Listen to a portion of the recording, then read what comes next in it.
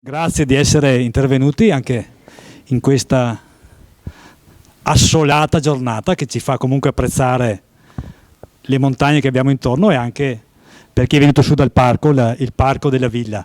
E tutto sommato il clima sotto questi abbastanza antichi portici è anche sostenibile, visto che stiamo parlando di sostenibilità, e quindi tutto sommato riusciamo anche senza aria condizionata che consuma energia a resistere.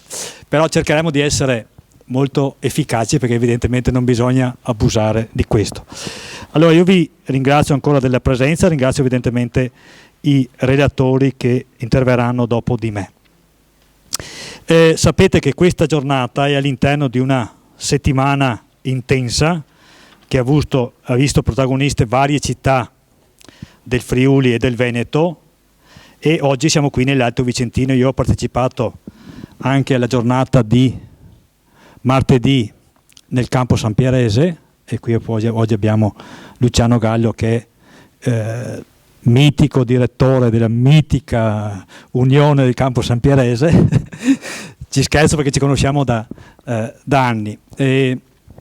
E poi ci sono stati degli incontri a Trieste a cui abbiamo partecipato anche noi, poi a Padova, eccetera. Quindi diciamo che il primo aspetto, vedete che il titolo qui nostro oggi è quello di cominciare a fare rete. Quindi direi che già questi incontri e già anche le frequentazioni, perché vedo persone, ci sono diverse persone qua presenti con le quali ci sono state altre occasioni di dialogo su questi temi. Vuol dire che per certi versi la rete si sta un po' creando, no? Nel senso che ci si scambia, ci si incontra. Oggi siamo qua, ripeto, martedì eravamo a Tre Baseleghe, l'altro giorno a Padova, eccetera. E quindi diciamo così che questa idea, primo fare rete, è un'idea indubbiamente importante, è un tema che chi vi parla poi segue da alcuni anni, in quanto così ho anche l'impegno non semplice di essere coordinatore dell'IPA dell'Alto Vicentino. Sapete che l'IPA è l'intesa programmatica d'area, che è stata un'intuizione che la Regione Veneto ha avuto diversi anni fa, che poi ha perso per la verità un po' per strada, ma adesso stiamo cercando, anche in base al documento che abbiamo visto l'altro giorno proprio a Tre Baseleghe, di farlo riprendere. Questo perché? Perché ci sembra che, parlando di rete, parlando di occasioni di messa in sinergia, di discussione fra varie realtà e comunali e rappresentative delle realtà economico-sociali come sono le IPA, perché sapete che nelle IPA sono presenti i comuni, nel nostro caso sono 34 della zona di Tiene, di Schio, di Valdagno. Ci sono i rappresentanti delle categorie economiche, alcuni dei quali non a caso sono qua, ci sono i rappresentanti sindacali e poi anche altri rappresentanti degli ordini professionali, associazioni, eccetera. E quindi direi che le IPA sono un po' un punto di partenza, ma ne abbiamo discusso l'altro giorno a Tre Baseleghe. Oltre a questo, ma poi ne parlerà più diffusamente il mio collega Menegozzo, io vi do tra l'altro il benvenuto in questa villa, perché è di proprietà 50% del comune di Sant'Orso, 50% del comune di Schio, quindi vi diamo il benvenuto anche da questo punto di vista.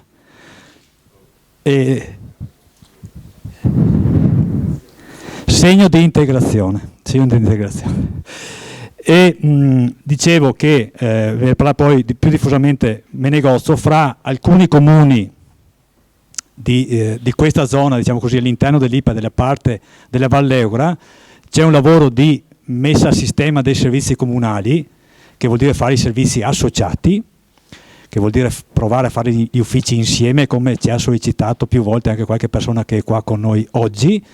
Ma nel lavorare per mettere insieme i servizi, che è una spinta che ci arriva anche dalle varie leggi finanziarie, e ci arriva anche dalla legge regionale del Veneto che ha qualche settimana, non stiamo lavorando solo per vedere di razionalizzare gli uffici, di fare meglio le cose, di superare le difficoltà che possono avere anche i piccoli comuni. Quello che si fa in momento di difficoltà, ovviamente, doveroso è di ripensare anche a questo.